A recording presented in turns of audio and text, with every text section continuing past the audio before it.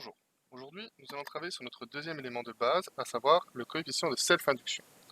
Alors, si je prends un noyau magnétique sur lequel je viens bobiner ici une bobine qu'on appelle self-induction, je vais appliquer aux bornes de cette bobine une tension variable U de T, de telle manière que va s'installer à l'intérieur de la bobine un courant ici, I de T, lui-même variable.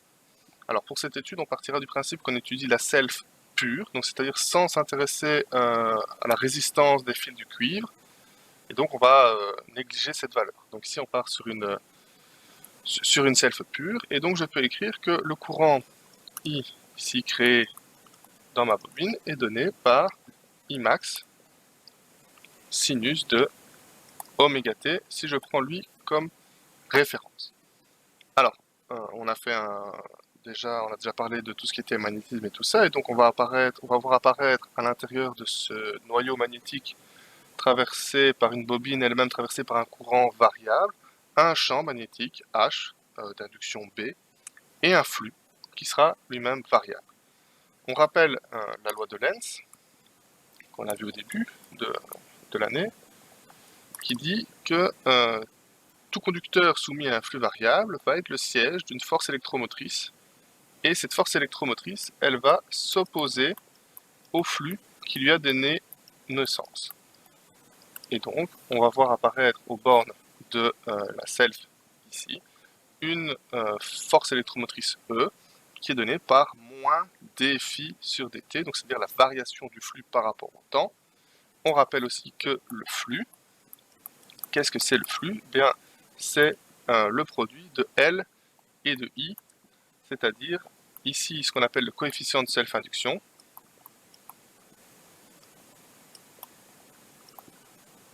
et I évidemment le courant, alors ici la valeur efficace même du courant. Ce coefficient de self-induction, c'est ce qui caractérise la bobine et c'est donné en Henry. Alors c'est fonction du nombre de tours, etc. Mais je ne reviendrai pas là-dessus. Alors ici, comme le courant est variable, eh bien ça veut dire que le flux est lui-même variable, donc on va un petit peu repartir là-dessus. Hop. Donc pour bien comprendre où se situe E, si jamais je reprends la bobine en rouge là-bas, hop, je vais la mettre à plat comme ça, j'ai une tension ici U à ces bornes, hein, U de T. J'ai un courant I ici qui la traverse. Et la force électromotrice ici, elle va être créée comme ceci, opposée à U, dans ce sens-là. Et donc, E, si je remplace phi par sa valeur, je vais écrire que E, c'est égal à moins la variation du produit LI, alors ici j'ai marqué LI comme ça, parce que I est variable, hein, par rapport au temps. L, comme c'est une constante qui ne dépend que physiquement de la self et pas du temps, je vais pouvoir la sortir de la différentielle et développer I ici, puisqu'on sait que I c'est I max sinus de oméga t. Je vais donc avoir ici moins L d de I max sinus oméga t sur dt. Alors Imax, on en a déjà parlé pas mal, lui non plus n'est pas fonction du temps, puisque c'est la valeur de crête de la sinusoïde créée par le courant. Et donc ici, on va pouvoir sortir Imax et écrire ici moins L Imax. Et alors ici, il me reste d sinus oméga t sur dt, ce qui revient finalement à faire assez simplement la dérivée du sinus. Alors, je vais repartir sur U maintenant, puisqu'on voit très bien que U et E sont liés par un simple facteur moins ici.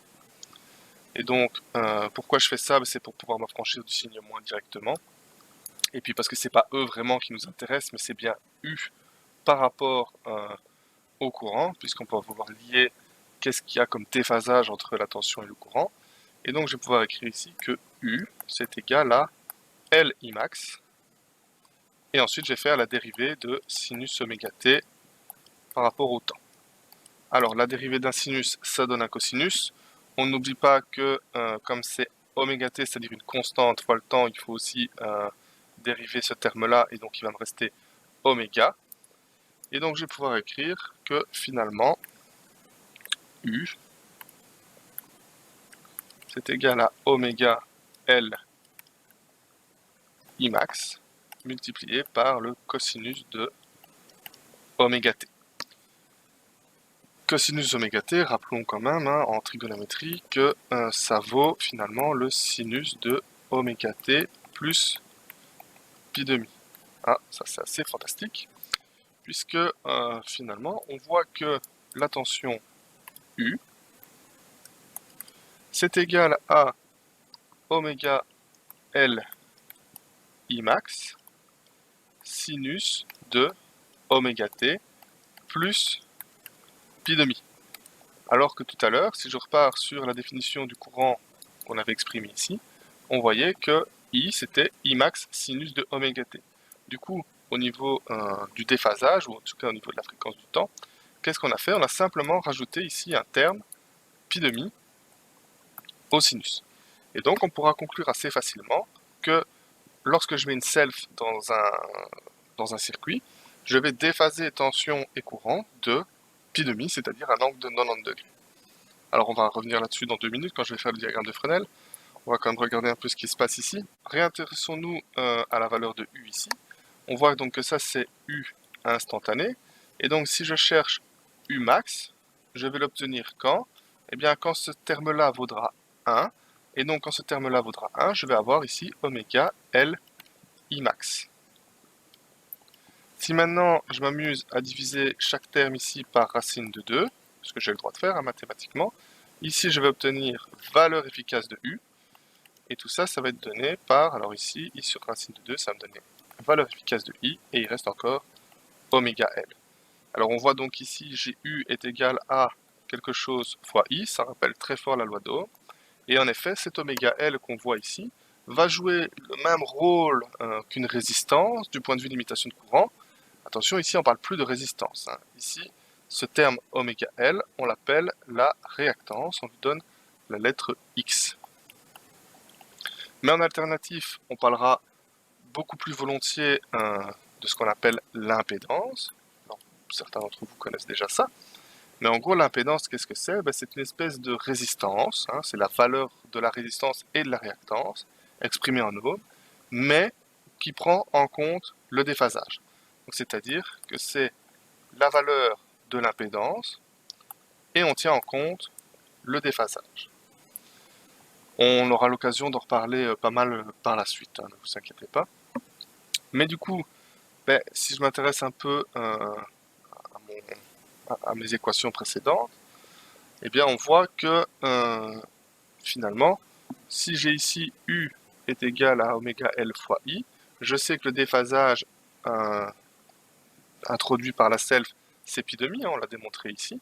Du coup, je vais pouvoir exprimer U sous forme polaire, comme ceci, en disant que U sous forme polaire, c'est finalement oméga L I avec un déphasage de 90 degrés. Je peux représenter ça vectoriellement. Si je prends la référence qui était I tout à l'heure, puisque c'est lui qui est sinus de oméga t, je vais avoir I ici. Je vois que U est déphasé de plus pi demi, donc ça veut dire que U est déphasé comme ceci, ici, avec un angle ici de pi demi. Donc ça veut dire que quand je prends le courant comme référence, je déphase la tension de plus pi demi. Si jamais c'est U qui est la référence, I sera déphasé de moins pi demi, ça paraît logique. Voilà, j'espère que tout est clair. Je vous remercie pour votre écoute et on se retrouve dans la prochaine vidéo pour parler du condensateur. À bientôt!